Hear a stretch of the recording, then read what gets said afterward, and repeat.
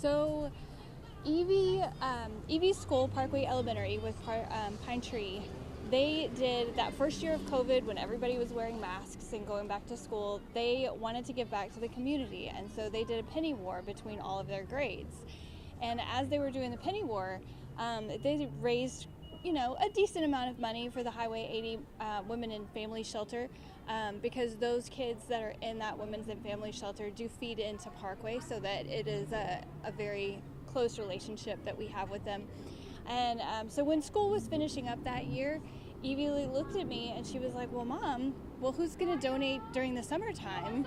Because we already donated everything during the school year. And I said, well, you are. What are you going to do? And she was like, well, I think I want to start a lemonade stand. And I was like, well, that's great. I love that idea. And she goes, we could set it up in the front yard. And she goes, and I said, well, we live on a cul-de-sac, so maybe we wouldn't get a whole bunch of traffic on a cul-de-sac. Maybe you should look at other places. And she goes, well, a lot of people go to Walmart. And I said, sure, let's try it.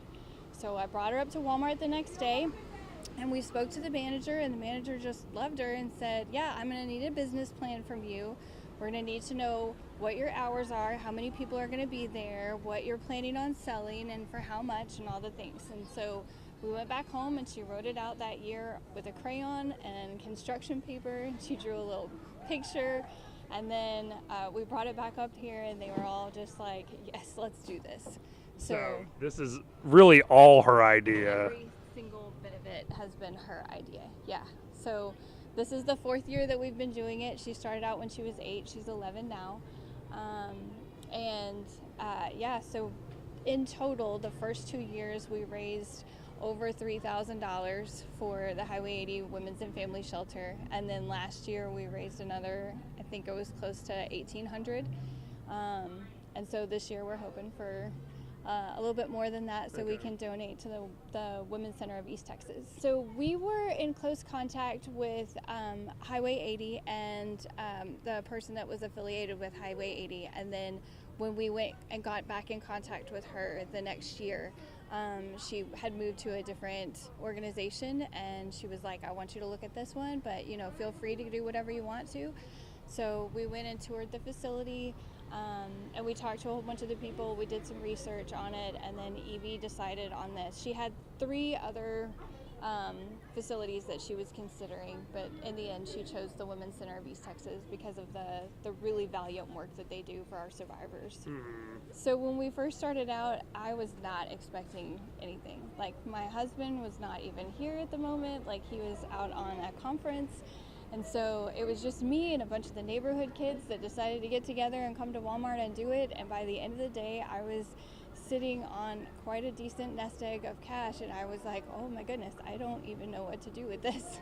So, so it was at that point that we actually started accounts for Evie.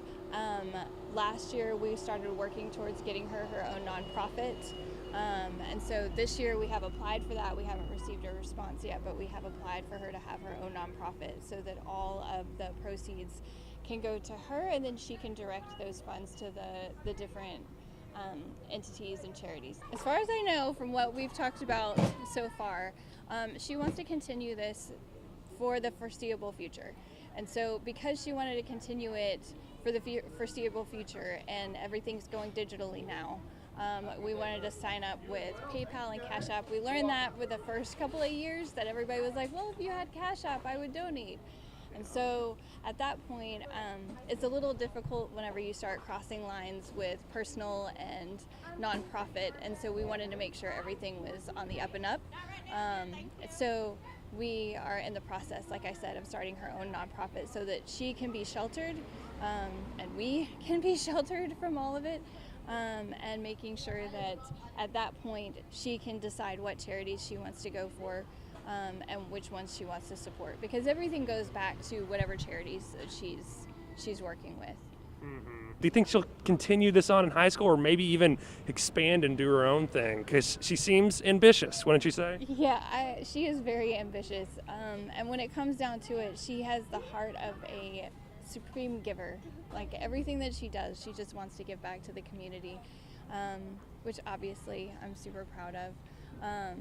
But I think that this is going to just kind of explode.